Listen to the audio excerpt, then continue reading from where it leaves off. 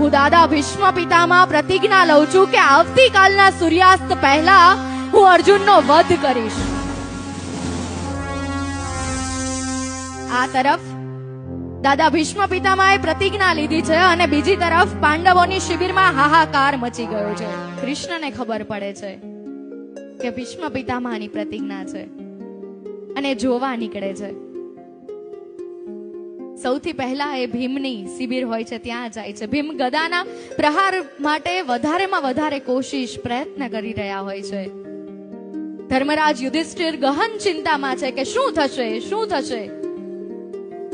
નકુલ અને સહદેવ પહેલેથી ઔષધિઓના ઉપચાર કરી રહ્યા છે કે કદાચ અર્જુનને કંઈક થઈ જાય, કદાચ અર્જુનને કોઈ ઘાવ વાગી જાય તો આપણી પાસે ઔષધિ તૈયાર હોય. બધા જ ગહન ચિંતામાં છે પણ ફક્ત એક માણસ ખસખસાટ સૂઈ રહ્યો છે. છેલ્લે કૃષ્ણ અર્જુનની શિબિરમાં જાય છે અને અર્જુન પોતાના જમણા હાથનો ટેકો દઈ અને ઘસઘસાટ સૂતા છે. કૃષ્ણ એને જગાડે છે અને કહે છે કે તને ઊંઘ કેવી રીતે આવે છે? આ ભીષ્મ પિતામહની પ્રતિજ્ઞા છે અને વિફળ નહીં જ જાય. કાલે તારું મૃત્યુ થશે અને તું સૂઈ કેવી રીતે શકે? ત્યારે અર્જુન હસીને ફક્ત એટલું કહે છે કે માધવ તું જાગે છે ને, હું એટલે સૂતો છું.